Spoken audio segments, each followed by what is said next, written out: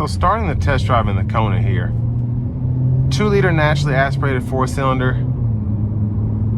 It's not necessarily quick in this vehicle, but not terrible. It gets it up to speed and it keeps that fuel economy close to 30 miles per gallon.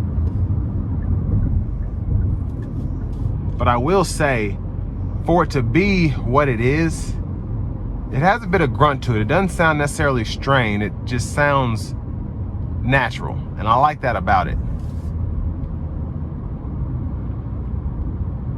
Now, I've been in some 2-liters that feel quicker than this, but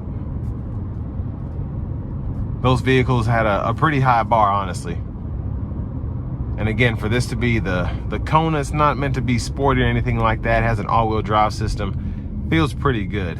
Now, the different drive modes help kind of find where you want to be. Now, in sport mode, this thing revs higher, gets up to speed a little quicker, but with the variable transmission, it doesn't feel as sporty as it would with a 6-speed. I think Hyundai's 6-speed is pretty good.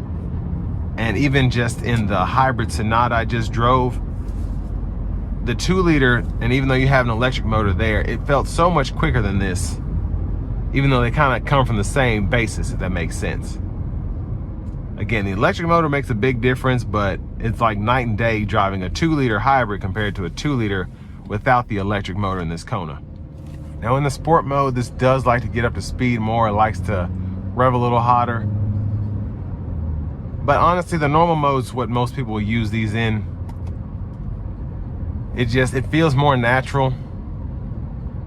But again, me personally, just with how this kind of drives, I would keep it in sport mode. I like it better.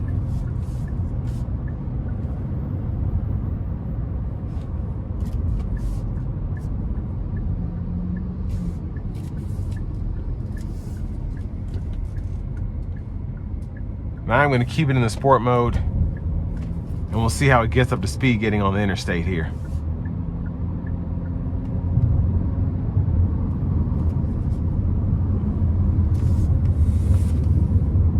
Here we go.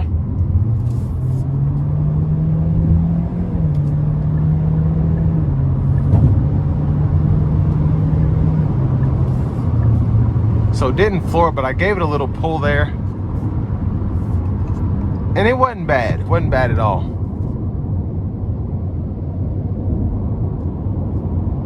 Now, I do want to give one more thanks to Hyundai of Cool Springs for allowing me to review this Kona today.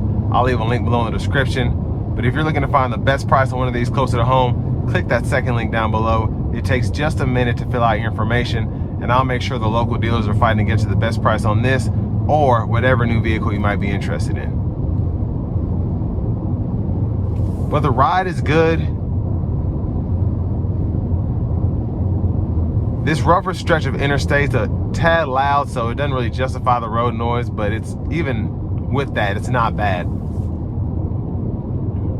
But easy to control. You get with the all-wheel drive system, 26 miles per gallon city, 29 highway. And it's solid, I think, for what you get here with the all-wheel drive system. Again, the space you get having more of a subcompact SUV, I'd say it's a step above, probably just a compact SUV. It's not too small, but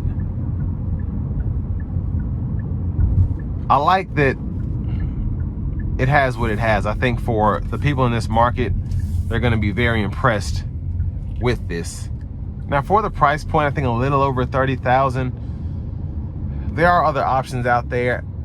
I wish we had a 2-liter turbo here, or even the 1.6 turbo that's offered. And I think the inline, it's a better, let me put it this way, it's an easier engine to use, I think. I feel like this 2-liter, especially under strain, it doesn't pull like it should. And I don't know, a lot of these engines nowadays for emissions, they're being detuned and all of that. And this feels like the 25 Equinox with a 1.5 turbo. The acceleration is adequate, but I know it could be better. And without it being in sport mode and the normal mode, it still kind of strains finding that sweet spot in the variable transmission. And it's just crazy that with this 4-cylinder, I feel like I have to push it hard to get it going anywhere.